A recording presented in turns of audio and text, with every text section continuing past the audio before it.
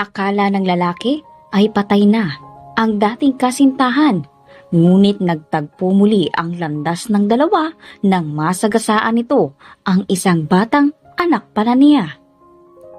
Laglag ang mga balikat na nilisan ni Amelia ang entablado kung saan siya nag-audition kanina. Di niya alintana ang liwanag ng spotlight na nakatutok sa kanya. Maliwanag at madaming sinasabi ang mga nag-i-interview, ngunit madilim ang lahat sa kanya at para siyang nagluluksa. Lamang lang sa akin ng 1,000 yun eh, reklamo ni Amelia sa isip. Ingat na ingat itong pumanaog ng hagdan dahil may kataasan ang takong ng itim niyang sapatos na siyang ipinares nito sa kaniyang formal na damit. Lahat ay binili niya sa ukay-ukay malapit sa inuupahan niyang apartment.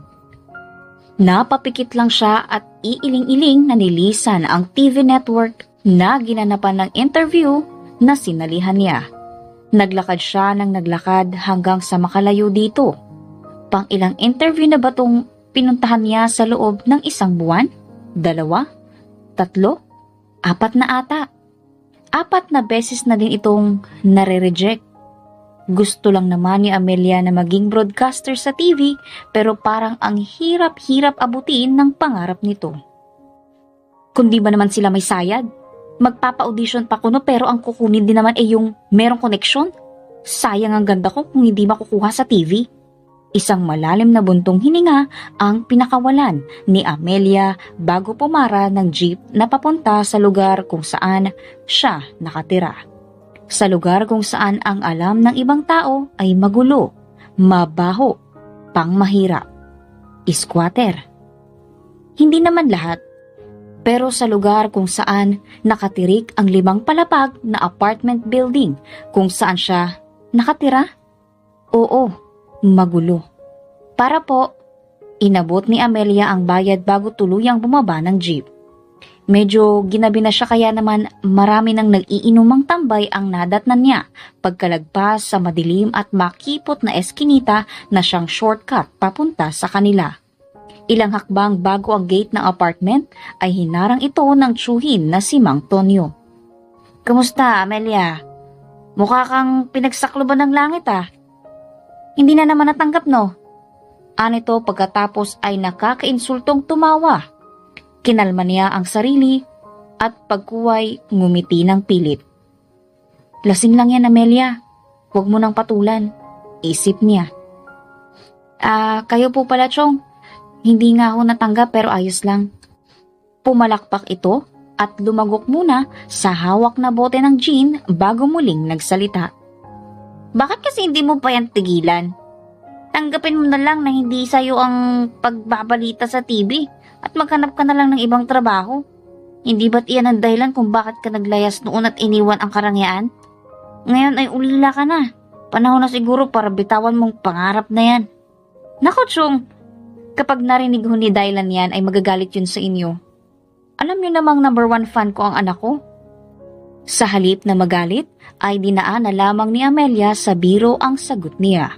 Inintindi na lamang ng dalaga na lasing ito kaya kung ano-ano ang mga nasasabi. Mabait kasi ito at maayos ang trato sa kanya, lalo na kapag hindi nakainom. Natawa naman ito sa sinabi niya. Siya nga po pala. Gabi na ho ah. Bakit nasa labas pa po kayo? Baka hinahanap na po kayo ni Dylan. Tukoy niya sa 5 taong gulang na anak. Special child ito. Kapag umaalis si Amelia, ay ang tsuhin niya ang nagbabantay dito. Huwag mo na lang ikwento kay Dylan ang sinabi ko ha. Baka magtampo sa akin yung batang yun. O siya, pumasok ka na. Uwi na rin ako. Tulog na ang bata sa bahay. Ihahatid ko na lang bukas ng umaga sa apartment mo. Matapos magpaalam ay umuwi na sila sa kani-kanilang tirahan. 9:00 ng umaga kinabukasan, ang malakas na pagkabasag ng kung anong bagay ang gumising kay Amelia. Napabalikwas siya ng bangon sa kaniyang higaan at iginala ang paningin sa loob ng maliit na apartment. Studio type lang ito, kaya naman kama lang ang mayroon at wala ng kwarto. Anong nangyari dito? Gulat niyang tanong sa sarili nang makitang basag ang salaming bintana. Sa sahig ay mayroong isang bato. Nilapitan niya ito at pinulot. Narinig niya ang sigawan sa labas. Nagkakagulo. Hindi na bago ang gulo sa lugar nila pero unang beses na may nambato sa kaniyang bintana. Nasa ikalawang palapag siya ng apartment building ngunit di pa iyon pinalagpas. Dali-dali siyang tumakbo palabas ng apartment at muntikan pang mahulog sa hagdan. Bakit ba kabadong-kabado ako? Tanong ni Amelia sa sarili. Ngunit di iyon inalintana ni Amelia at nagpatuloy pa din hanggang sa nakalabas ng gate. Tumambad sa kanya ang kumpulan ng mga tao. Sa gitna ay naroon ang galit na mukha ni Mang Tonyo habang pilit kumakawala sa pagkakahawak ng ilan pang kapitbahay. Hayop ka! Sa oras na may mangyaring masama sa apo ko, tandaan mo papatayin kita! Sigaw nito sa harap. Noon lang ibinaling ni Amelia ang tingin dito. Isang matangkad na lalaki ang tahimik lang na nakatayo sa harap ni Mang Tonyo. Maputi ito at dahil sa init ng pang-umagang araw ay namula-mula ang pisngi nito. Diretso lang ang tingin ng maliliit ngunit malalim nitong mga mata. Salubong ang mga kilay. Nakatagilid siya kaya kitang-kita ni Amelia ang tangos ng ilong nito at ang pag-iigting ng kaniyang panga. Nakasuot ito ng polong puti. Nakarolyo ang mga manggas nito hanggang siko. Nakalagay ang kamay sa loob ng bulsa ng pantalon. Sa likod nito ay ang sasakyang Mercedes-Benz na mamahalin at bagong modelo. Halatang mayaman ang lalaki at hindi akma ang tindig nito maging ang sasakyan sa lugar kung nasaan sila ngayon. Hindi ko sinasadya. Bigla na lang sumulpot ang apo mo sa harapan ng kotse ko. Malamig na sabi nito sa matanda. Namilog ang mga mata ni Amelia sa narinig. Anong nangyari kay Daylan? Makikiraan ho. Pilit niyang hinawi ang mga tao upang makarating siya sa gitna kung saan nagtatalo ang dalawa. Isang hakbang na lang at nasa gitna na siya ng mga tao nang muli itong magsalita. Nanlamig ang mga kamay niya at nablangko ang isip. Siguro modus to. Ipapasagasan niyo ang apo niyo para maperahan ang mabibiktima niyo?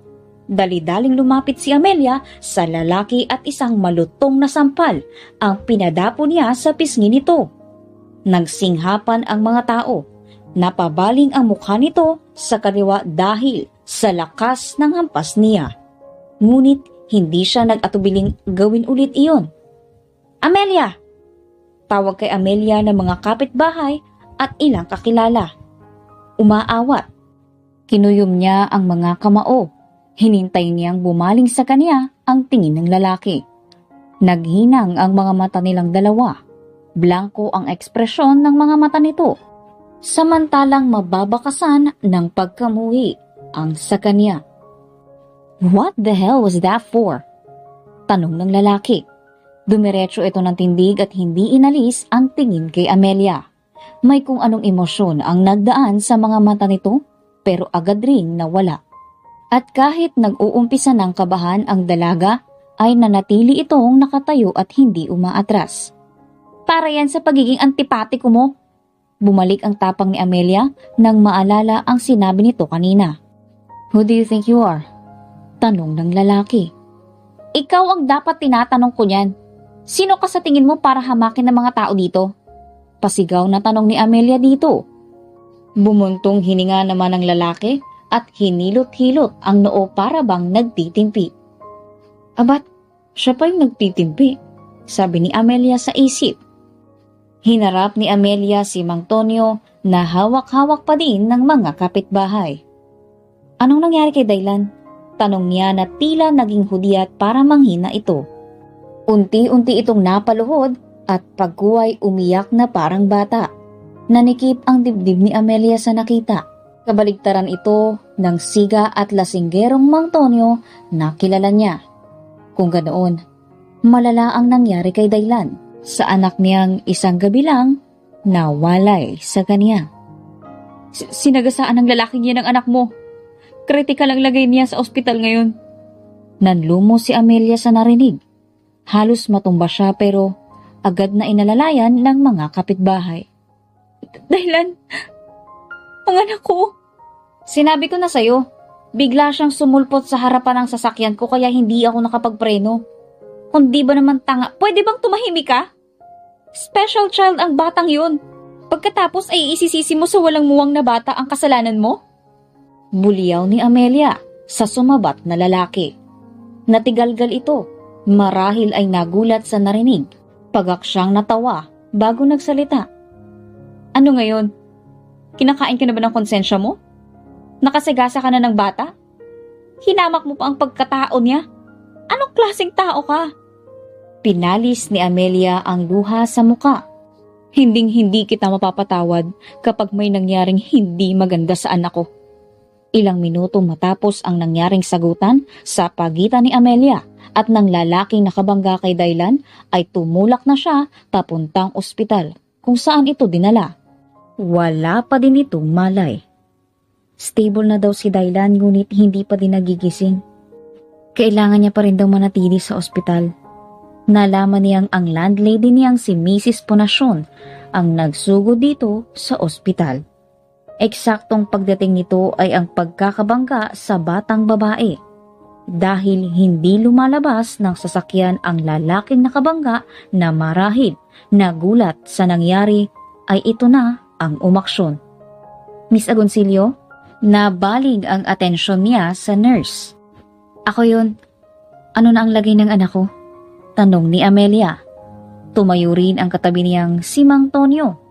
Dumating ito matapos ang 1 oras. Pinabibigay po ni Doc ang bill niyo para sa araw na ito. Pinapasabi niya rin po na kaya niya daw po binigay ng maaga para daw po makagawa na agad kayo ng paraan para makapagbayad. Sabi ng nurse matapos iabot ang isang papel sa matanda. Salamat. Tumayo si Amelia at lumapit dito.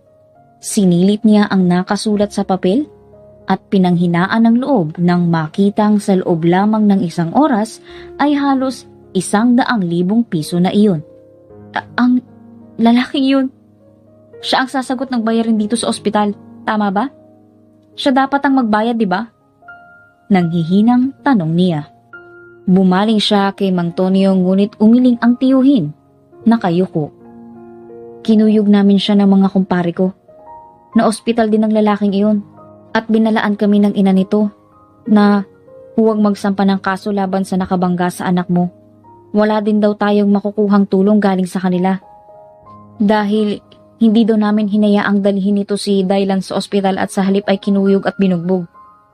Kakasuhan nila tayo sa oras na lumapit tayo sa kanila. Napapikit si Amelia ng mariin sa narinig. Paano nila mababayaran ang bill sa ospital kung ganun? Saan ito kukuha ng malaking halaga? Kahit mag-ambagan sila sa kanilang barangay, ay hindi nila ito mababayaran. At kung humingi man sila ng tulong sa gobyerno, ay tiyak na hindi sasagutin ng buo ito. Mayroon at mayroong babayaran. Ngunit paano? Sa ngayon, ay sa call center nagtatrabaho si Amelia. Mula nang naaksidente 5 taon ang nakalipas ay marami nang alaala ang nabura sa kanya. Nagising nga siya na hindi alam na buntis pala siya. Mas lalong hindi niya alam kung sino ang ama ni Daylan. Wala na rin siyang mga magulang. Wala rin kamag-anak na mahihinga ng tulong ang mga ito. Sa gulat ni Amelia ay bahagya siyang napaatras nang biglang lumuhod sa harapan niya si Mang Tonyo. Chong, tumayo ho kayo. Hinawakan niya ito sa balikat at pilit itong pinatatayo, ngunit hindi ito tumatalima. Chong, patawarin mo ko, Amelia. Hindi ko nabantayan ng maayos ang anak mo. Tumingala ang matanda sa kaniya at isang butil ng luha ang kumawala sa kaniyang kaliwang mata. Gustuhin mang magalit ni Amelia, ay mas nagagalit siya sa sarili dahil siya ang ina. Dapat ay binabantayan niya si Daylan. Amelia, iha, pasensya ka na. Napatakip si Amelia ng bibig at pikit matang umiyak. Kahit pa pagsamasamahin niya ang perang naitabi niya sa bangko at ang ipon sa alkansya ay kulang na kulang pa din ito. Naalala ni Amelia ang matamis ng ngiti ni Dylan. Ang mga papuri nito tuwing nag-e-ensayo siyang magsalita. Chong, tumayo na ho kayo. Nangyari na, wala na tayong magagawa kundi hanapin ang solusyon ng problema. Ilang ulit itong nagpasalamat bago ito kumalma. Ang mabuti pa, Amelia, umuwi ka muna at magpahinga. Hindi ka pa nga ata kumakain. Anito matapos ang ilang minuto. Ayos lang ho ako. Sagot ni Amelia. Magpahinga ka na. Tumingin ito sa paanan niya at halos matawa si Amelia nang makita ang bunny slippers na suot niya. Noon niya lang napagtantong nakapantulog pa pala siya. Ternong checkered na puti at pulang pajamas ang suot niya.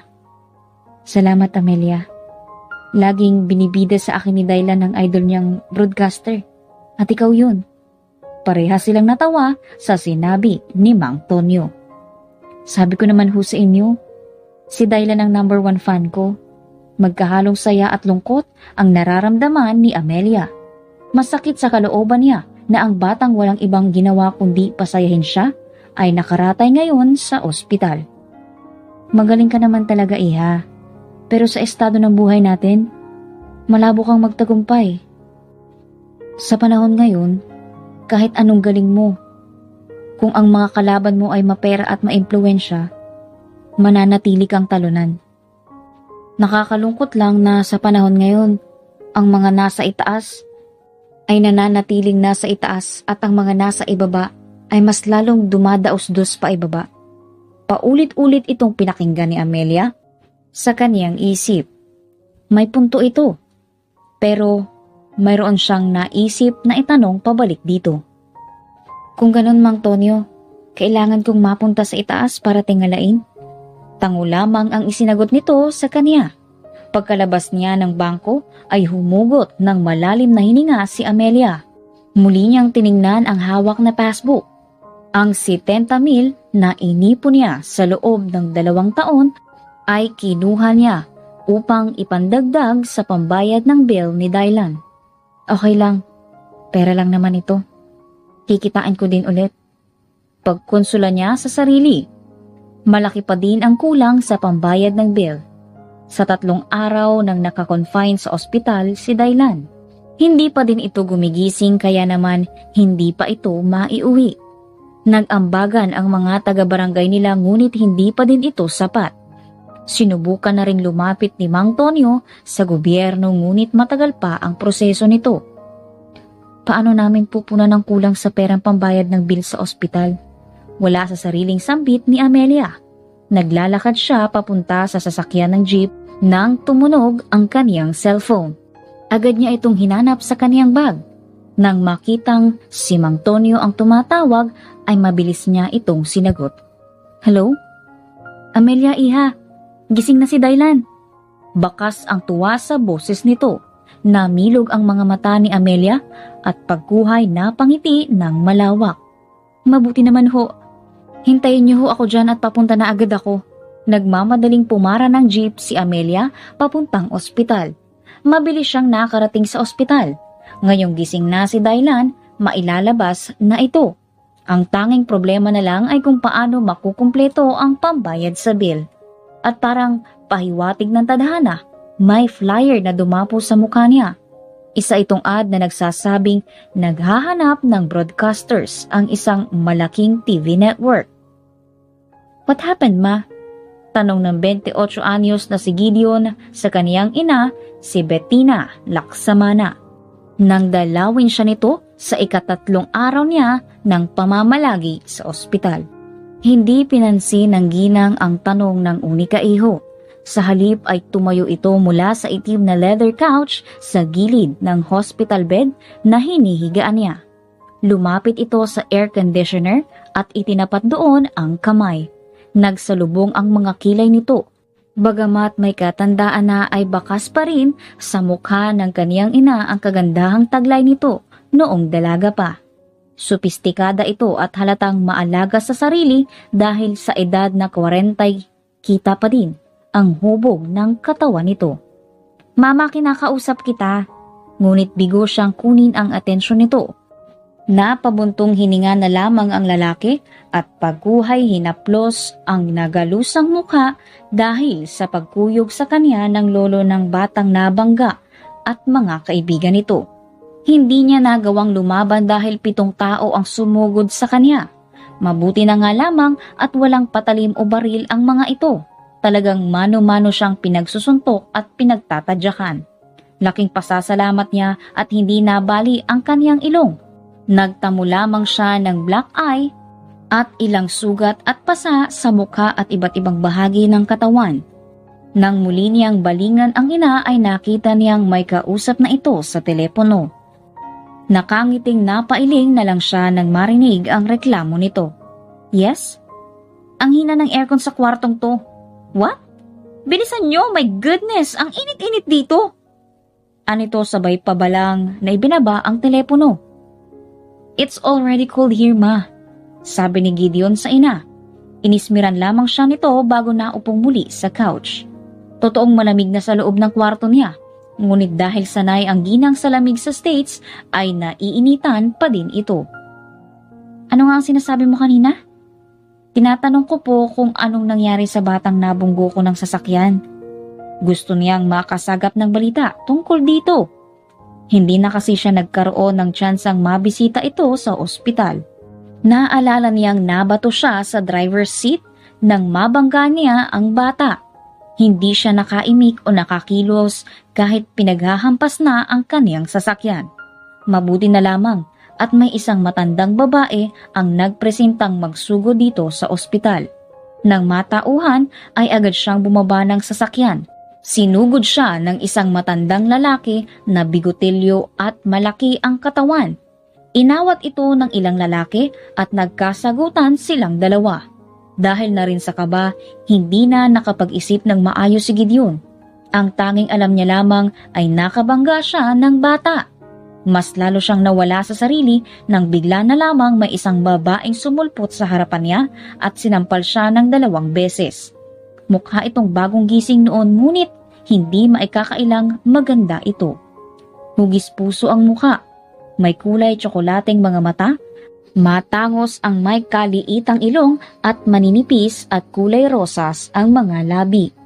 Maputi ito at may pagkakulot ang lagpas balikat na buhok. Naalala niya ang namayapang asawa. Kamukhang kamukha nito iyon. At matapos niyang marinig na special child ang batang nabangga niya, ay natigalgal talaga siya. Tama ang sinabi ng babae na kinakain siya ng konsensya. Dahil dito, ay malakas ang naging pagkabog ng dibdib niya.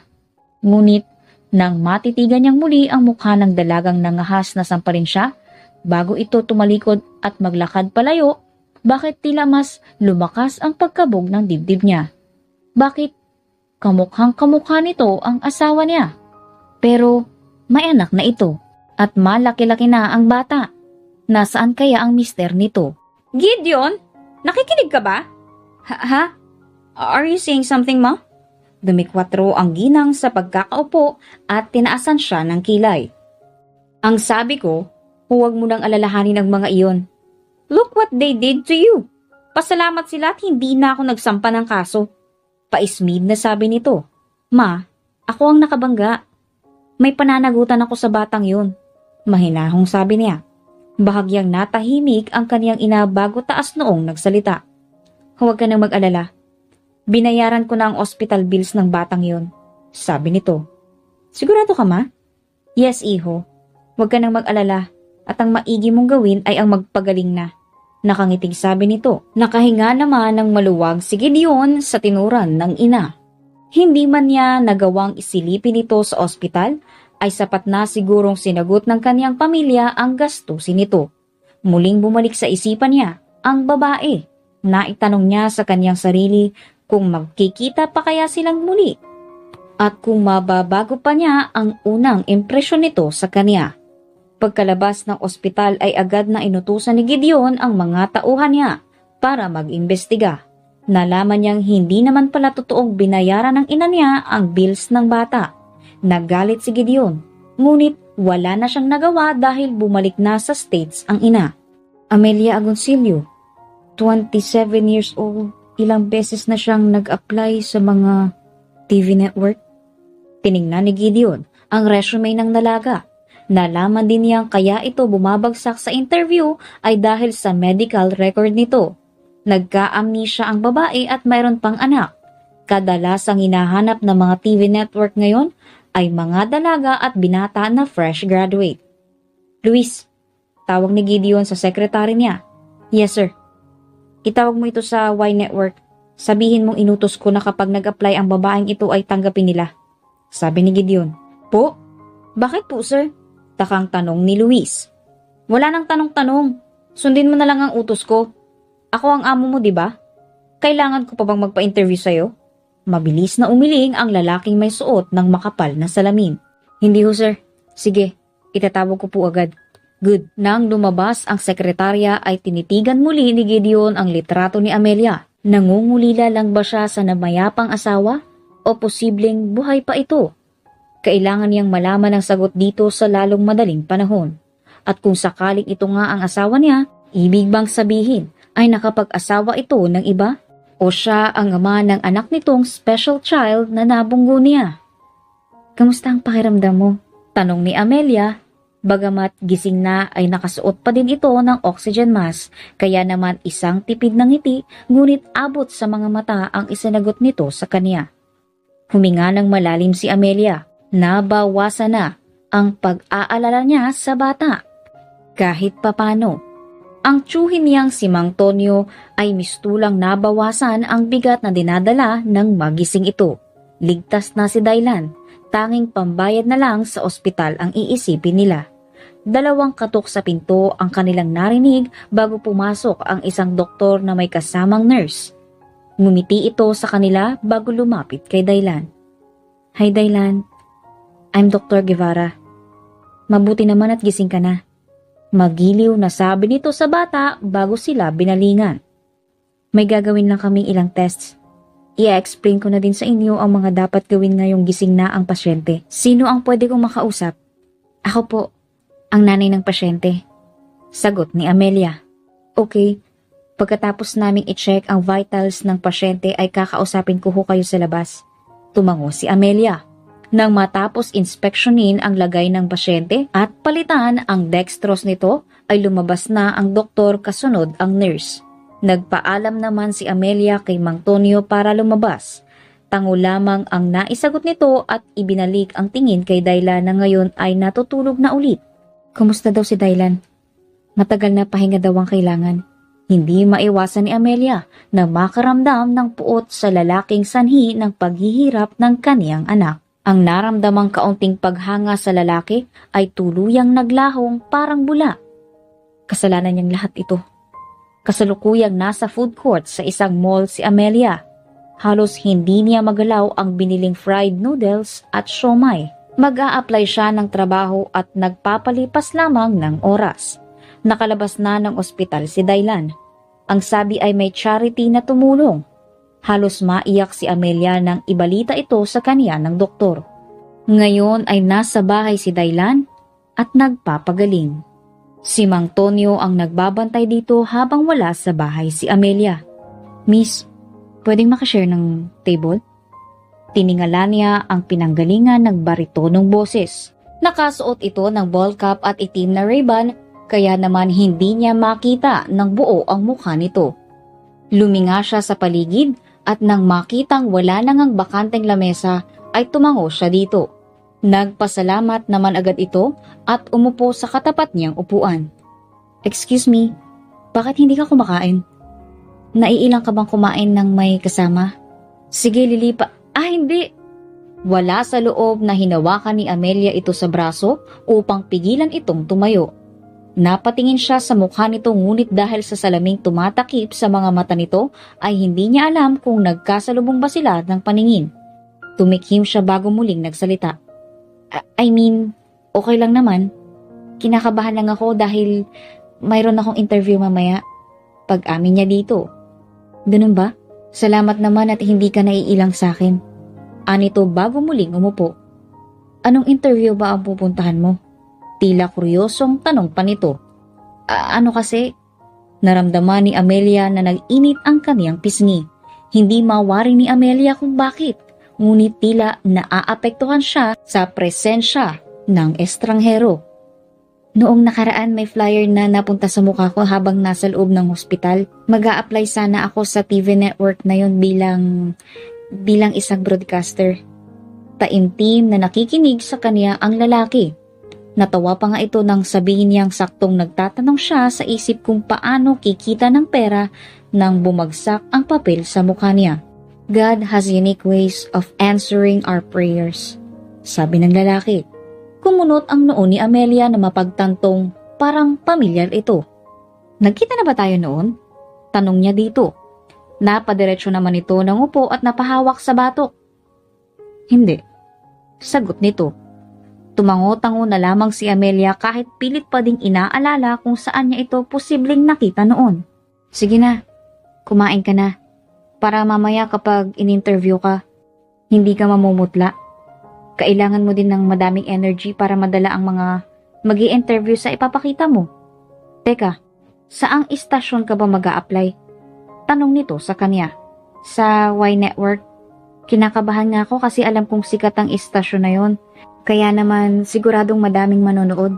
Nagulat si Amelia nang hawakan ng estrangherong lalaki ang kaniyang kamay na nakapatong sa mesa.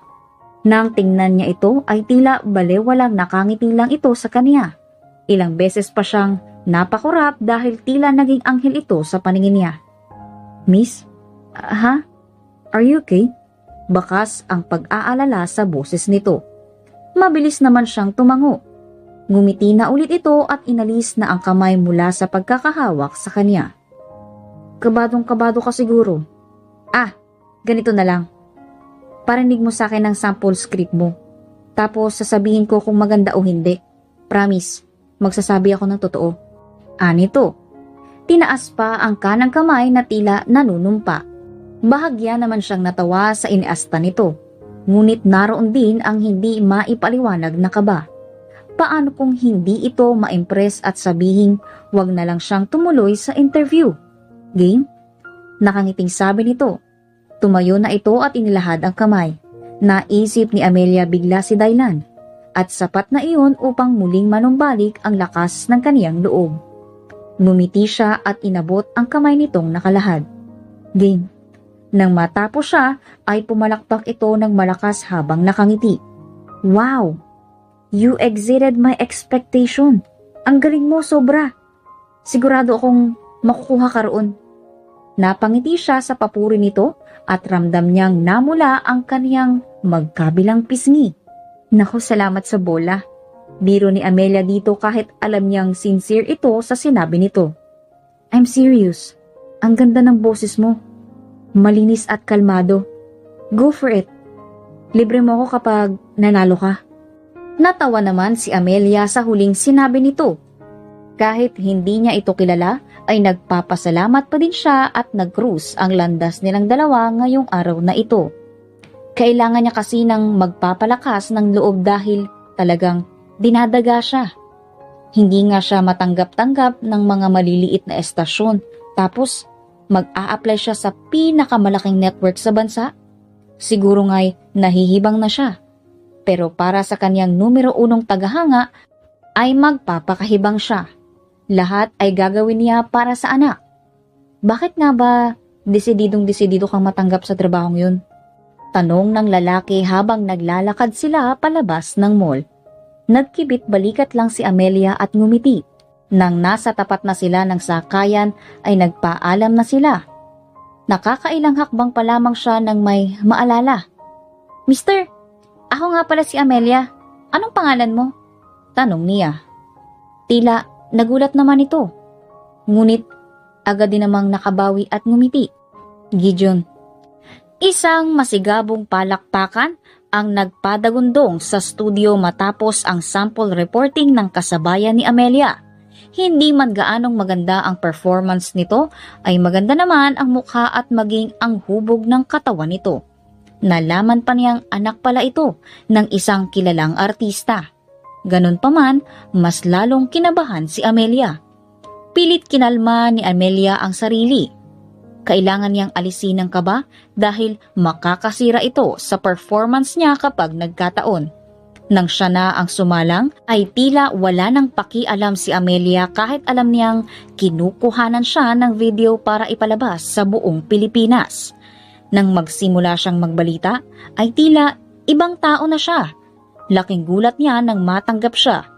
Unang pumasok sa kaniyang isip ang mga magulang niyang tinalikuran niya para sa pangarap. Hindi siya proud sa kaniyang ginawang paglalayas. Ngunit kahit papaano ay nabawas-bawasan ang konsensyang kumakain sa kanya. Tuwing naiisip niyang iniwan niya ang 2 taong dahilan kung bakit siya nandito sa mundo. Pagkatapos ay naisip niya ang anak niya na si Dylan. Ito ang pinagkukunan niya ng lakas ngayon. Siguradong matutuwa ito. Congrats! Bahagya pa siya napaatras nang biglang sumulpot sa harapan niya si Gideon. Ang lalaking nakilala niya sa mall kanina. Nagtataka man kung bakit naroon ang lalaki sa backstage na tanging staff at contestant lang ang nakakapasok ay pinili niya ngitian ito. Salamat, Ania. Para sa'yo. Nakangiting sabi nito matapos ilabas mula sa likod nito ang nakatagong kaliwang kamay. Nagulat naman si Amelia nang makitang may hawak itong isang punpon ng mga kulay kahel na rosas. Sa akin? Lumingon pa siya sa paligid at saka tinuro ang sarili na parabang naninigurado. Bilang tugon ay kinuha nito ang kaniyang kamay at inilagay doon ang punpon ng mga bulaklak. Sa namumulang mga pisngi ay mahina siyang nagpasalamat. Hindi ka ba nahihirapan sa suot mong shades? Tsaka baka pawisan na ulo mo sa sombrero mo? Biglang tanong ni Amelia. Nawala ang ngiti ni Gideon at parang nag-iisip ng sasabihin. Ilang saglit lang ay nagsalita ito. May sore eyes kasi ako, kaya di ko pwedeng alisin itong salamin. Nakangiti din itong sinabi habang hawak ang ulo na sanay itong nakasombrero. Tumango-tango na lamang si Amelia kahit medyo nawiwirduhan siya dito. Inaya siya ni Gideon na kumain. Sabi nga pala nito ay ililibre siya ni Amelia kapag natanggap siya kaya naman pumayag si Amelia. 8:00 ng gabi na nakauwi si Amelia. Hinatid siya ng bagong kakilala na si Gideon sa tirahan niya sa Tondo. Noong una ay nahiya siya at tinanggihan ang alok nito. Ngunit mapilit ang lalaki dahil gusto daw nitong maihatid siya ng ligtas kaya naman hindi na siya nakatanggi. Salamat sa paghatid. Aniya nang makababa siya ng sasakyan. Sa bungad ng eskinita siya nagpababa dahil nahihiya na siyang abalahin pa ito para dumaan sa makipot na kanto papunta sa kanila. Baka kasi magasgasan pa ang kotse nitong halatang bagong-bago pa. Sigurado kang okay lang na dito ka dumaan? Tila nag-aalalang tanong nito. Ngumiti si Amelia at tumango. Kilala na ako dito. Walang hindi magandang nangyari sa akin sa lugar na to. Ngunit tila hindi pa din ito kumbinsido kaya naman nagpilit itong samahan siya hanggang sa bahay niya. Wala na din siyang nagawa kundi lakarin ang makipot at madilim na eskinita kasunod nito. Hiyang-hiya siya dahil halatang hindi ito sanay sa ganong lugar. Pagkalagpas sa eskinita ay sumalubong sa kanila ang mga nag-iinuman at nagsusugal. Napapikit na lang sa kahihiyan ang dalaga. Hinarap niya si Gideon at pilit na ngumiti. Dito na lang. Ayun lang naman yung tinitirhan kong apartment. Tinuro niya ang may kalumaang apartment building. Maraming salamat talaga sa pagkain at sa paghatid. Dapat ako ang manlilibre pero ikaw ang gumastos. Pasensya na sa abala. Wala yun. Sige na, pumasok ka na muna. Mabilis siyang umiling sa sinabi nito. Kailangan niyang masigurado na makakalabas ito sa lugar nila ng ligtas at walang galos. Mauna ka na munang umalis, please. Labag man sa kalooban ay napilitan na siyang magpakyut dito. Agad namang namula ang kaniyang pisngi nang bahagya itong tumawa. Fine, ang cute mo. Kinurot pa nito ang kaniyang kanang pisngi na siyang ikinalaki ng kaniyang mga mata. Inalis muna niya ang bumara sa kaniyang lalamunan bago nagsalita. Sige, lakarin mo lang yung dinaanan natin kanina. Ngumiti ito sa kanya at tumango. Good night, Amelia, sabi ni Gideon. Good night. Pinanood niya itong maglakad palayo. Ngunit nang makitang nilapitan ito ni Mang Teban, ay agad siyang tumakbo palapit sa mga ito sapagkat kilalang holdapper ang huli. "Gideon!" sigaw niya. Napalingon ang dalawa sa kanya. Nakita niya ang akmasa ng paglabas ng balisong sa bulsa ni Mang Teban na naudlot dahil sa paglapit niya. "Oh, Amelia, kilala mo to?" Tanong sa kanya ng 33 anyos na lalaki.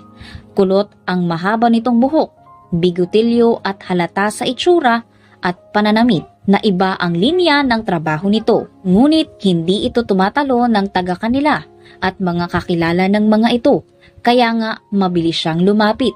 "Oho, Mang Teban," sagot ni Amelia. Umabistre siya sa binata na tila nagulat sa paglapit sa kanya ng matanda na nagtataka kung bakit lumapit din siya. Bumaba ang tingin nito sa magkaangkla nilang mga braso.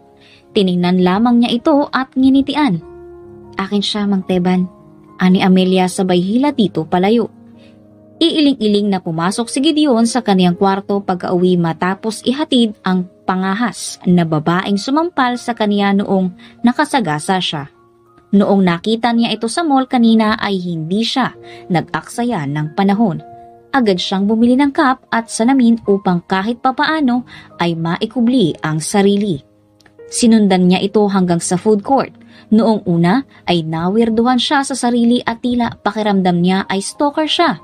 Ngunit nang mapanood niya ang performance nito ay nawala ang agam-agam niya. Naisip niyang tama pala ang desisyon niyang sundan ito. Nakalimutan kong hingi ng number niya. Napasapo ng mukha si Gideon sa naisip. Ngunit agad namang napangiti ng malala ang dalaga. Tama ang desisyon niyang ayain itong mag-dinner sa labas. Para sa kanya, ito ay date. Pero syempre, hindi alam ni Amelia iyon. Laking pasasalamat lang ni Gideon na walang nakakakilala sa kanya nang ihatid niya ito kanina. Kahit na kabadong-kabado siya, ay pinilit niyang ihatid ito. Gusto niyang masigurong ligtas ito, kaya naman hindi na niya inalintana ang posibilidad na mabugbog na naman. Padapa siyang humiga sa kama at parang binatilyong kinikilig. Hindi pa rin mawala sa isip niya ang sinabi nito sa lalaking bigla na lang lumapit sa kanya kanina. Inaamin niyang kinabahan siya dahil baka may gawin itong masama sa kanya. At aaminin niya kahit tila nakababawas ng pagkalalaking isipin na maging kampante ang kalooban niya nang lumapit si Amelia sa kanya. Nang muling pumasok sa isip niya ang sinabi ng dalaga ay naupo siya at mahinang sinampal-sampal ang sarili habang natatawa. "Ano ka ba naman, Gideon? Para kang teenager." Kausap niya ang sarili. Ngunit hindi pa din niya maiwasang isipin ang babae at ang huling mga salitang binitawan nito bago siya nito ihatid sa kaniyang sasakyan. "Hindi ko maalis sa isip ko. Nakakainis." Naisip ni Gideon na ipakuha ang number sa resume ng dalaga pero agad nagbago ang isip niya.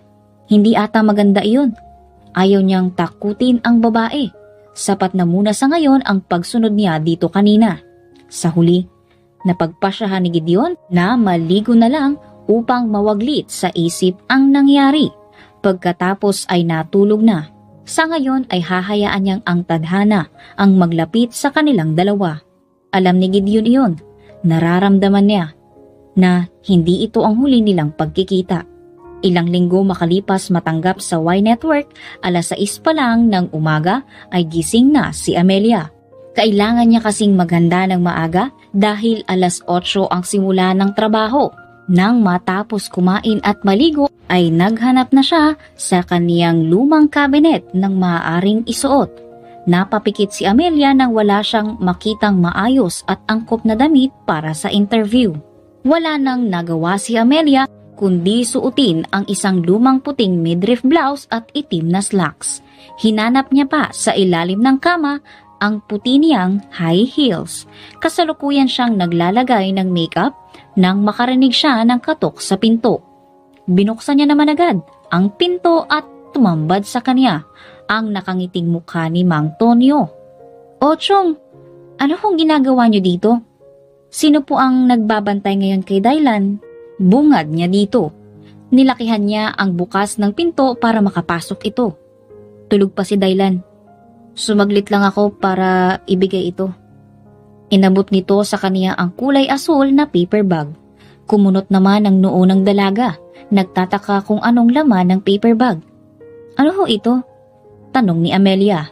Ngumiti ang tsuhin niya at minuwestrohang buksan niya ang inabot nitong paper bag. Una niyang napansin ang may katamtamang laking card na nakadikit dito. Kinuha niya ang mga iyon at napangiti nang mabasa ang nakasulat dito. Abot hanggang tainga ang ngiti ni Amelia matapos basahin ang nakasulat sa kapirasong papel.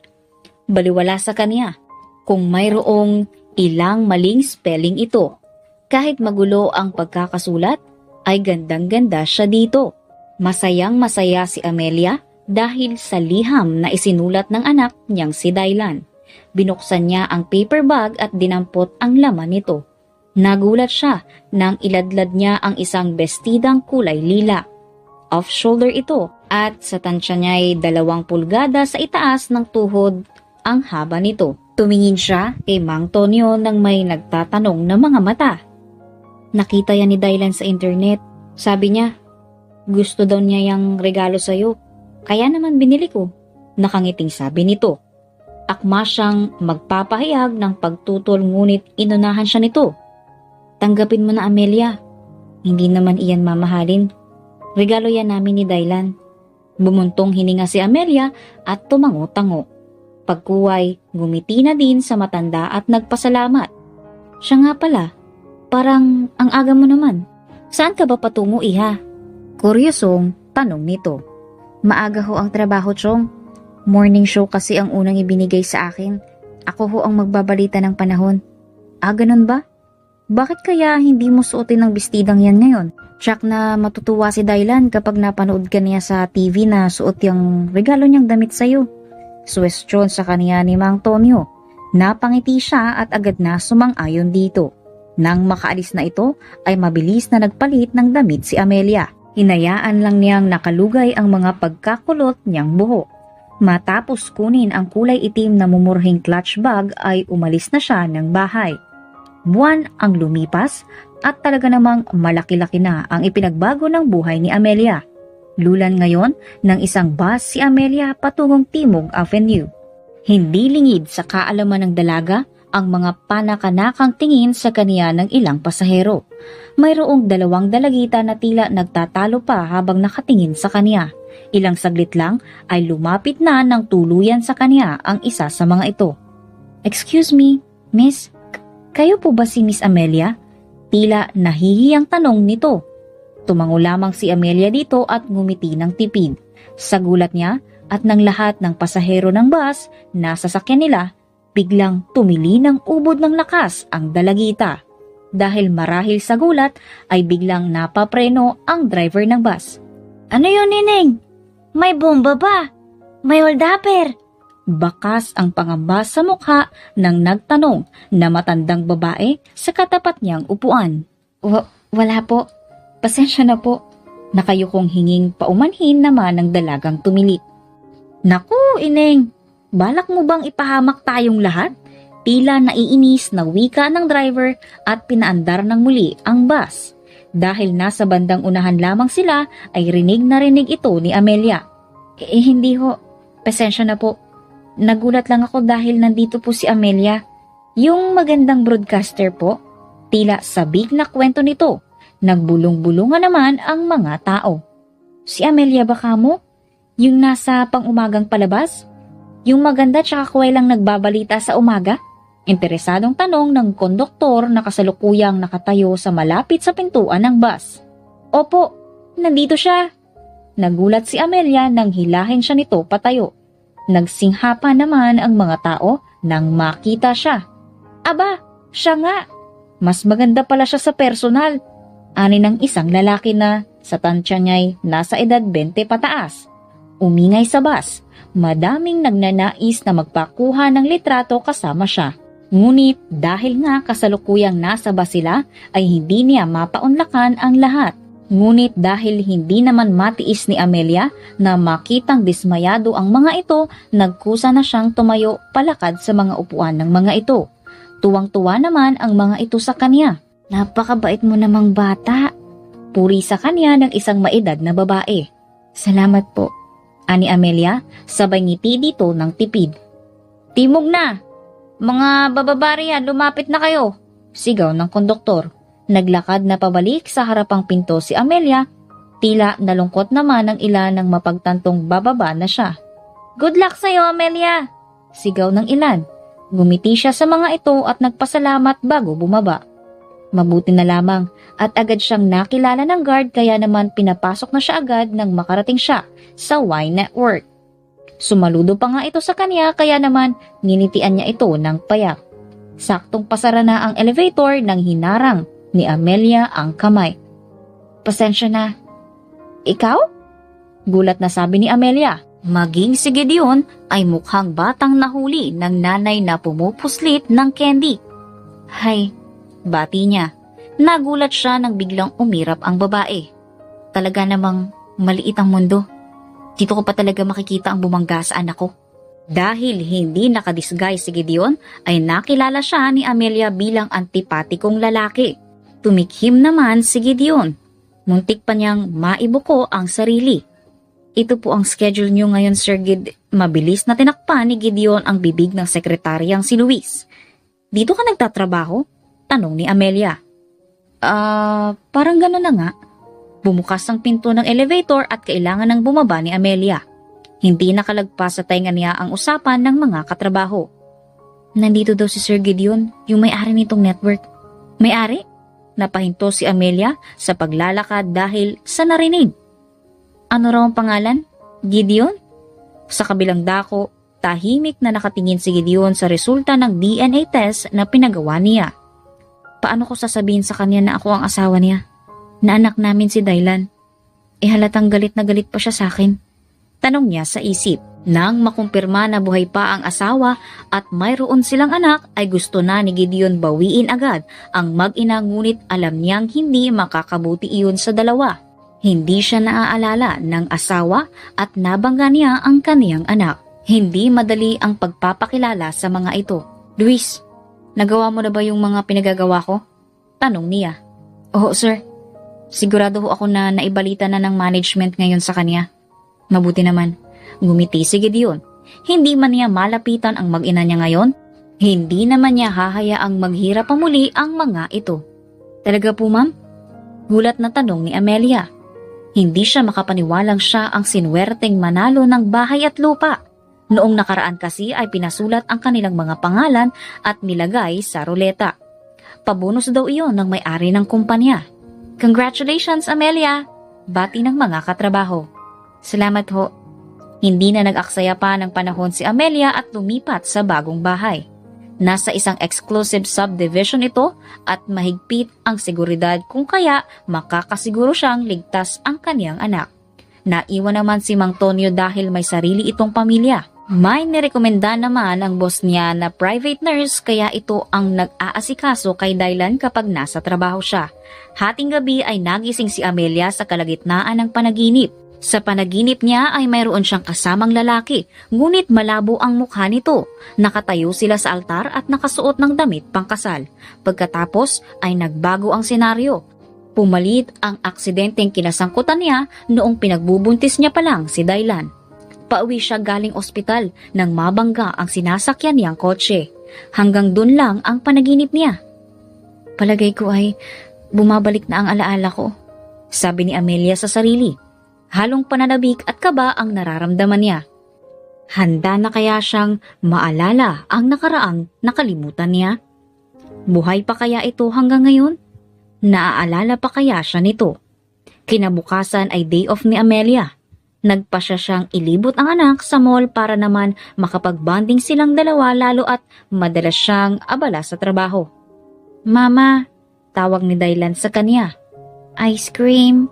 Ngumiti si Amelia at hinawakan ang kamay ng anak. Gusto mo ng ice cream? Okay, bibili tayo. Naglakad sila papunta sa isang ice cream parlor para bumili ng ice cream. Kaso nga lang, Nang tatanungin na sana niya ang anak kung ano ang gustong flavor nito, ay napagtanto ni Amelia na wala na sa tabi niya si Dylan. Agad na napuno ng takot ang puso niya. "Dylan?" sigaw niya. Pinagtitinginan siya ng mga tao, ngunit walang pakialam si Amelia. Kailangan niyang mahanap ang kanyang anak. "Dylan? Nasaan ka?" Nilibot ni Amelia ang tingin sa paligid, ngunit hindi niya makita si Dylan. Nangilid na ang luha ni Amelia. Habang naglalakad takbo ay hindi niya napansin ang lalaki sa harap niya at nabunggo siya rito. "Sorry, ikaw na naman? Anong problema? Bakit ka umiiyak?" Hindi pinansin ni Gideon ang pagsusungit ni Amelia. Nang maalala ang anak, ay nawala ang inis na nararamdaman. "Nawawala ang anak ko." Nag-igting ang panga ni Gideon sa narinig. Hinawakan niya ang kamay ni Amelia at hinila ito patungo sa kung saan. "Saan mo ko dadalhin?" Sa gulat ni Amelia, ay dinala siya ni Gideon sa information desk. Naroon si Dylan at tahimik na nakaupo. Agad na nilapitan niya ang anak. "Dylan, bakit umalis ka sa tabi ko?" "Mama." Yumakap naman si Dylan sa ina. Pinanood ni Gideon ang dalawa at ng mga oras na yon ay halos hindi niya mapigilan ang sarili. Gusto niyang makisali sa yakapan ng dalawa. "Kalma lang, Gideon. Hindi pa ngayon ang tamang pagkakataon." Pigil ni Gideon sa sarili. Buhat-buhat ni Amelia ang anak nang lumapit kay Gideon. "Salamat, aniya. Pero hindi ibig sabihin nito ay napatawad na kita sa pagkakasagasa mo sa anak ko. Kahit ako naman ay hindi ko mapapatawad ang sarili ko." Sagot ni Gideon na pinagtaka ni Amelia. "Ha? Wala. Sige, mauna na kami." Ibinaba ni Amelia si Dylan para maglakad ito, ngunit sa gulat niya ay humawak ito sa laylayan ng damit ni Gideon. "Papa!" "Naku, Dylan, hindi yan ang papa mo." Tinanggal ni Amelia ang kamay ni Dylan sa damit ng lalaki, ngunit ayaw nito bumitaw. "Pasensya na." "Papa, ice cream!" sabi ni Dylan. Yumuko si Gideon at binuhat ito. May ngiti sa mga labi dahil masayang tinawag siya ng anak na papa. "Okay, bibilhan kita ng ice cream." Tumawa si Dylan at yumakap sa liig ni Gideon. Nakatulala naman si Amelia sa dalawa. Paanong nagkasundo agad ang mga ito? Mabilis siyang sumunod nang magsimulang maglakad si Gideon. "Hindi pa rin sapat na kapalit ng ginawa mo sa anak ko." Tumingin si Gideon kay Amelia. "Alam ko, at handa akong bumawi buong buhay." Bahagyang sumakit ang ulo ni Amelia. Para bang may ilang imahe na pilit sumisiksik sa isip niya. Nag-alala si Gideon nang makita siyang nakahawak sa ulo. "Ayos ka lang?" "Oo, kailangan ko lang siguro magpahinga." "Dylan, anak, uwi na tayo." Bagamat sinabi niyang okay lang siya, nanlalabo ang mga mata ni Amelia at nahihilo siya. "Ihahatid ko na kayo pauwi." "Hindi na." Ngunit desidido si Gideon na ihatid ang mga ito. Baka kasi kung ano pa ang mangyari sa mga ito. Hindi na rin tumutol pa si Amelia. Talagang hindi na rin niya kayang mag-commute nang sila lang mag-ina. Katunayan ay nakatulog pa si Amelia sa sasakyan ni Gideon. Nang magising siya ay naroon na sila sa subdivision. "Teka, hindi ko naman sinabi ang address namin ah." Aniya, mabilis na nag-isip si Gideon. "Tulog ka at di ko alam ang bahay niyo, kaya naisipan kong sa bahay ko muna kayo dalhin. Dito rin kayo nakatira?" "Mabuti naman. Sabihin mo kung anong street para maidiretso ko sa inyo." Sinabi naman ni Amelia kung anong street sila nakatira. "Salamat sa paghatid." "Amelia, paano mo nalaman ang pangalan ko?" Tanong ni Amelia. Salubong ang kaniyang mga kilay. "Stalker ka ba?" "Kapag naalala mo na ako, alam mo kung saan ako hahanapin." Seryosong sabi ni Gideon. Hindi alam ni Amelia kung bakit kumabog ang dibdib niya sa sinabi nito. Anong ibig mong sabihin? Ngunit hindi na sumagot si Gideon at umalis na. Naiwang nagtataka si Amelia. Magkakilala ba kami bago ako mawala ng alaala? Simula ng araw na iyon, napapadalas ang pagkukrus ng landas nilang dalawa. Sa subdivision, sa opisina, at kung saan-saan pa. Sa hindi maipaliwanag na dahilan, naging malapit ang loob ni Dylan sa lalaki. Kaya naman, Kahit ayaw niya, sana ay napilitan siyang kausapin ito isang araw. Nagpunta siya sa opisina nito sa Y Network. Bakit gusto mo raw akong makausap? Tanong ni Gideon. Sa loob-loob ay natutuwa at si Amelia na ang kusang lumapit sa kanya. Ano kasi, hinahanap ka ng anak ko? Ilang araw ka na niyang hinahanap. Akala ko kapag hinayaan ko makakalimutan din niya pero nagwawala siya recently eh. Kung pwede sana dalawin mo siya kahit isang beses lang. Nahihiyang sabi ni Amelia. Oo naman. Tumayo si Gideon at kinuha ang coat na nakasabit sa rack. Halika na. Ha? Ngayon agad? Hindi ba oras ng trabaho? Ako ang masusunod kung anong oras ang oras ng trabaho at oras ng uwi. Lumabas na ng opisina si Gideon. Ako, hindi pa ako pwede umalis. Habol ni Amelia. Luis, sabihan mo ang boss ni Amelia. Agad na tumalima ang sekretarya ni Gideon at wala nang nagawa pa si Amelia kundi sumunod dito.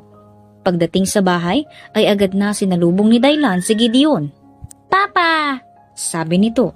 Napailing na lang si Amelia habang pinapanood ang anak na buhat ni Gideon.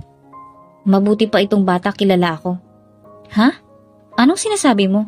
Tanong ni Amelia. Naiinip na ako, Amelia. Baka pwedeng bilis-bilisan mong makaalala. Kumunot ang noo ni Amelia sa sinabi ni Gideon. Magsabi ka nga ng totoo. Sino ka ba? Ano ba kita? Napaupo si Amelia nang maramdaman ang pagsidhi sa kirot ng kaniyang ulo. Rumagasa ang alaala ng nakaraan sa kaniyang isip. Ang mukha ng mga magulang niya bago siya umalis sa kanila, ang unang pagkikita nila ni Gideon. Ang kasal nila. Si Gideon. Siya ang lalaki sa mga panaginip niya. Ikaw? Bago pa man matapos ni Amelia ang sasabihin, ay nawalan siya ng malay. Nang magising si Amelia ay nakahiga siya sa kaniyang kwarto.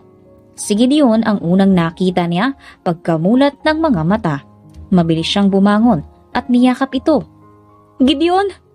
Umiiyak na paulit-ulit tinawag ni Amelia ang pangalan ng asawa. Mahigpit na yakap ang isinukli ni Gideon dito. Naalala mo na ako? Oo, naalala na kita. Naalala ko na lahat. Hindi ko akalaing sa ganitong paraan tayo magkikita ulit. Sinagasaan mo ang anak ko, si Daylan. Gideon, anak natin siya. Kakagaling ko lang sa ospital nang maaksidente ako. Kakakumpirma ko lang na buntis ako noon. At paggising ko pagkatapos ng aksidente, hindi na kita kilala. Inalo ni Gideon ang asawa. Alam ko. Nagpa-DNA test ako at nalaman kong anak ko si Daylan. Noong unang beses kita ulit makita pagkatapos ng 5 taon. Hindi mo alam kung gaano ako kagulat. Hindi mo pinatahimik ang utak ko kaya nagpa-imbestiga ako. I'm really sorry sa nangyari kay Daylan. Hindi ko talaga sinadya iyon. At hindi ko sinadyang makapagsalita ng hindi maganda. Nagulat lang ako. Alam kong nahirapan ka. Noong nabugbog ako at na-ospital, sabi ng mama, binayaran na niya lahat ng hospital bills niyo. Pero nang lumabas ako ay nalaman kong hindi pala ito totoo. Nahiya akong lalo lumapit sa iyo. Binayaran ko lahat ng bills nang hindi ka kinakausap. Kaya noong araw ng interview mo ay nakita kita sa mall. Hindi ako nagpakilala. Ikaw yun? Tanong ni Amelia. Tumango si Gideon. Oo, ako yun. Gusto ko lang linawin na hindi ka natanggap dahil ako ang may-ari ng Y Network, ha? Natanggap ka dahil totoong magaling ka.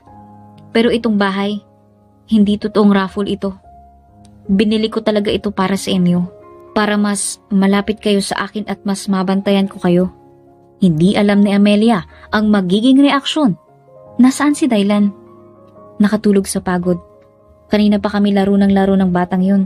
Kahit pagod ay may ngiti pa rin sa mukha ni Gideon. Sabi ng doktor, maaaring dahil sa naging aksidente kaya ganun ang nangyari kay Daylan. Wala akong nakikitang problema sa anak ko. Special siya at aalagaan natin siya sa paraang kailangan niyang alagaan.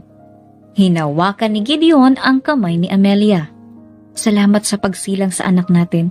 At salamat sa lahat ng sakripisyo mo para sa kanya noong mga panahong wala ako sa buhay niyong dalawa. Wala kang dapat ipag-alala dahil ngayong nandito na ako. Hindi na kayo makakaranas ng kahit anong hirap. Pangako ni Gideon sabay hinagkan ang kamay ng asawa. Isang tanong ang biglang sumagi sa isip ni Amelia. Lumayo siya kay Gideon at masuring tiningnan ang daliri nito bago bumalik sa mukha ang tingin.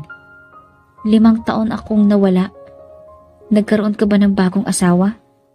Ngumiti si Gideon at hinila ang asawa papalapit sa kanya. Honey, sa palagay mo ba'y may makakalapit sa akin kung hanggang ngayon suot ko pa rin ang wedding ring natin? Sa palagay mo ba ay nandito ako ngayon kung hindi na ikaw ang laman ng puso ko? Nag-iwas ng tingin si Amelia, namumula dahil sa sinabi ng asawa. Malay ko kung ibang wedding ring na pala iyan. E di, tingnan mong mabuti. Nilapit ni Gideon ang kamay at kinumpirma ni Amelia na ito nga ang wedding ring nilang siya mismo ang pumili ng disenyo. Bakit hindi mo tinanggal? Tanong niya. At bakit ko tatanggalin? Nangako akong kamatayan lang ang makapaghihiwalay sa atin. Pero hindi ibig sabihin no na kapag wala ka ay titigil na akong mahalin ka. Kung hindi ikaw ay hindi na ako iibig pa. Hinaplos ni Gideon ang pisngi ni Amelia. Pero nagpapasalamat ako na nandito ka na ulit at may dahilan pang kasama. Naluluhang yumakap sa kanya si Amelia. Salamat din dahil hanggang ngayon mahal mo pa rin ako. Nakalimutan ka man ng isip ko pero hindi ka kailanman nawala sa puso ko. Lagi kang laman ng mga panaginip ko. Kaya kahit madami nang nagtangkang manligaw ay binabasted ko kaagad. Iniisip ko kasi na baka isang araw magkaroon na ng mukha ang lalaki sa panaginip ko at totoo palang asawa ko yun. Ibigay mo sa akin ang mga pangalan ng mga manliligaw mong yan. Ipapa-blacklist ko. Tumawa si Amelia. Ano ka ba naman? Hanggang ngayon ba ay seloso ka pa rin? Siyempre, asawa kita. At ayokong may ibang umaaligid sa'yo. Pinisil ni Amelia ang pisngi ng asawa. Wala namang makakaagaw sa akin. Subukan lang nilang magtangka. Makalipas ang 1 taon. Nasa ka na? Tanong ni Gideon sa kabilang linya. Kakatapos lang ng shoot. Papunta na ako. Sagot ni Amelia. Galing siyang studio at kakatapos lang ng shooting para sa morning show. Makakaabot ka pa kaya? Gusto mo ipasundo na kita sa chopper? Natawa si Amelia. Ano ka ba? Masyado namang VIP treatment. Wala pang 1 oras ng biyahe mula dito hanggang sa school ni Dylan. Baka pagtawanan tayo ng mga tao o kaya sabihan na ang OA natin? Sige, ikaw ang bahala. Basta, huwag kang magpapalate baka umiyak yung anak natin. Nagmamadaling sumakay si Amelia sa kotse. Hindi ako malilate. Sige na, ibababa ko na ang tawag kasi magdadrive ako. Mabilis, ngunit maingat na nagmaneho si Amelia papunta sa eskwelahan ng anak. May event kasi sa school at gusto nila ni Gideon na lagi silang makakapunta para manood tuwing may ganitong pagkakataon kahit nagaano sila kabisi. Makalipas ang kalahating oras ay nakarating na si Amelia. Dumiretso siya sa auditorium kung saan magpe-perform ang anak kasama ang mga kaklase nito. Buti naman umabot ka, sabi ni Gideon na nakaupo sa front row. Sabi ko naman sa'yo, hindi ako malilate. Ako pa ba? Aniya. Ilang saglit pa ay nagsimula na ang performance ng mga bata. Halos maiyak si Amelia nang marinig na kumakanta ang anak sa stage. Dati-rati ay hirap itong magsalita pero sa tulong ng therapy ay malaki ang naging improvement nito. Masigla na rin ito ngayon at palangiti. Marami na ring naging kaibigan. Ang saya-saya ni Dylan, sabi ni Amelia. Ikaw ba? Masaya? Tanong ni Gideon. Nilingon ni Amelia ang asawa at ngumiti dito. Ako na ata ang pinakamasayang tao sa mundo. Trabaho kong siguraduhin na masaya kayong dalawa ni Dylan. Pero mali ka, Amelia. Kasi ako ang pinakamasayang tao sa mundo dahil mayroon akong asawang katulad mo at anak na si Dylan. Kahit may kadiliman sa loob ng auditorium, ay kitang-kita ni Amelia kung paano kuminang ang mga mata ni Gideon dahil puno ito ng pagmamahal habang nakatingin sa kanya. Kung ganun, patas lang tayo. Sana ngay lagi tayong maging masaya. Mayroon at mayroong araw na hindi tayo kasing saya ngayon. Pero pangako, hindi kita iiwan at kahit sa mga araw na hindi tayo magkasundo. Kahit mapait, Kahit masakit, pipilitin kong ayusin kahit anong problema ang dumating sa buhay natin. Ani Gideon. Hinawakan niya ang kamay ni Amelia at pinisil ito. Mahal kita, Amelia. Mahal din kita, Gideon.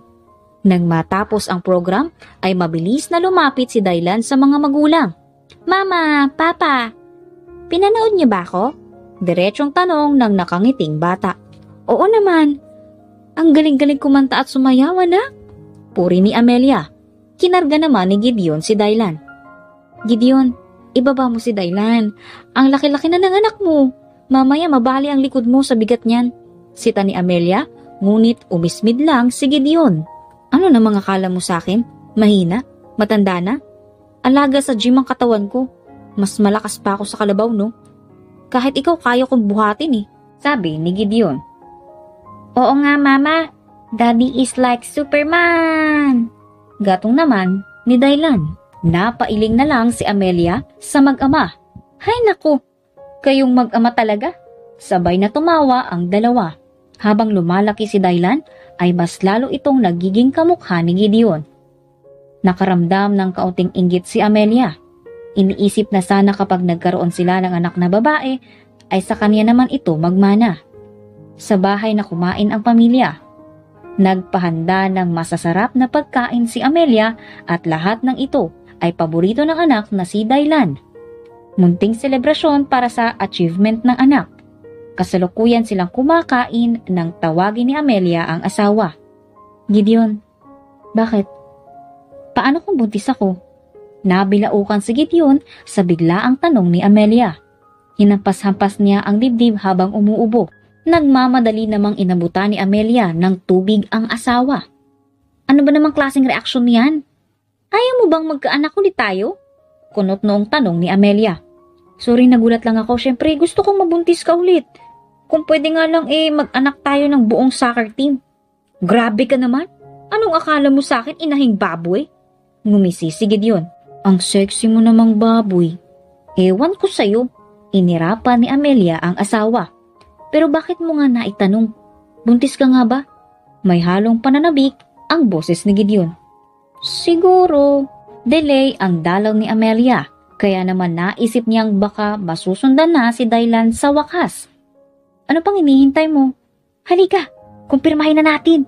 Tumayo si Gideon at tila handa na itong umalis. Hoy, saan ka pupunta? Tanong ni Amelia. Saan pa ba? Di sa ospital. Kailangan nating malaman kung buntis ka nga ba. Nakangiting binalingan ni Gideon si Dylan. Anak, payag ka ba magiging kuya ka na? Mabilis na tumango si Dylan. Opo, Papa. Gusto ko ng baby brother para may kalaro ako. Pero okay lang din kung baby girl para may prinsesa na tayo. Para namang natunaw ang puso ni Amelia nang marinig ito. Handa ka na bang mag-alaga ng kapatid, anak? Opo, Mama. Basta ikaw ang magpapalit ng diaper, ah. Parehas na natawa si Amelia at Gideon. Oo naman, anak. Si Papa ang magpapalit ng diaper. Teka, bakit ako? Reklamo ni Gideon. O bakit? May angal ka? Taas kilay na sabi ni Amelia. Wala, boss. Sabi ko nga ako ang magpapalit ng diaper. Ako rin ang magtitimpla ng gatas kapag gabi at tulog ka na. Ayan! Madali ka naman palang kausap eh. Natatawang wika ni Amelia. So, halika na sa ospital? Excited akong malaman kung madadagdagan na ang pamilya natin. Sana naman kamukha ko na ang magiging anak natin, oh. Ang hirap-hirap manganak tapos sa'yo lahat kukunin ng itsura? Ismid ni Amelia. Malulugi ka pa ba? Kung kamukha ko yung mga anak mo? Napakagwapo ko. Mayabang na sabi ni Gideon. Hindi ba, Dylan? Mana ka kay Papa kaya gwapo? Opo. Napailing si Amelia. Sana nga lang ay babae ang magiging anak nila para naman mayroon siyang kakampi. Pero babae man o lalaki ang madagdag sa kanilang pamilya, alam ni Amelia na mamahalin nila ito ng buong puso.